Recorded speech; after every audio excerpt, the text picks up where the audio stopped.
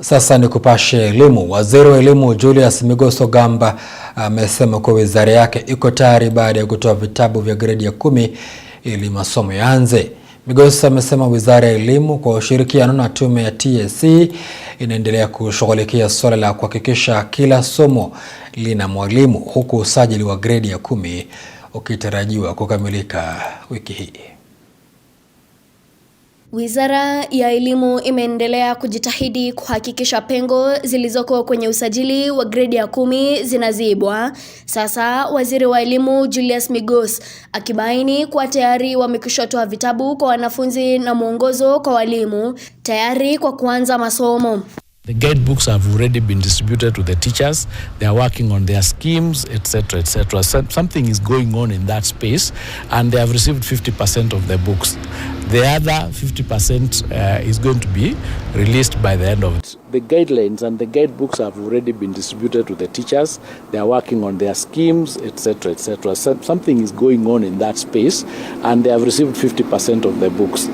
The other 50% is going to be released by the end of this month. Some of the subjects we are releasing two core books per subject. Yeah. So there is, what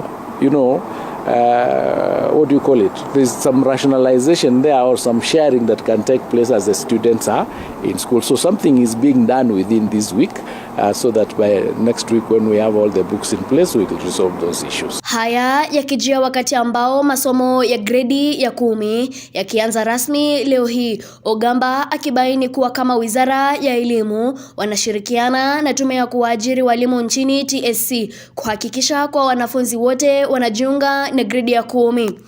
C4 schools or any other school where students have not selected with those few numbers, once we have the data, we would be able now to make a decision where to move those students to, and then deal with those schools that have no learners. Obviously, it means that a school that does not have grade 10 also does not have Form 2. Because this year, remember, we don't have Form 2.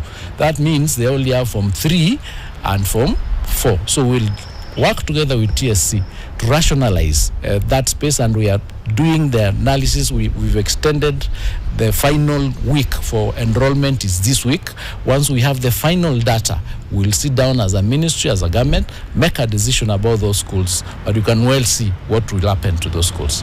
Kando na hayo, Migos pia ameweka wazi kuwa wamewekeza juhudi za kuhakikisha kuwa kila somo lina mwalimu katika kila shule. Haswa wakati huu kumekuwa na gumzo kuwa baadhi ya masomo hayana walimu wa kufunza. We're working with actually TSC to ensure that where the students have been selected to go into those particular subjects, they avail those teachers, because we are moving teachers around to ensure that every subject has a teacher. Usajili na kuripoti kwa wanafunzi wa gredi ya 10 kukitarajiwa kukamilika wiki hii, huku wazazi wakitakiwa kuhakikisha kuwa wanao wanaripoti shuleni kabla ya juma hili kutamatika. Mary Kialo, Undugu TV.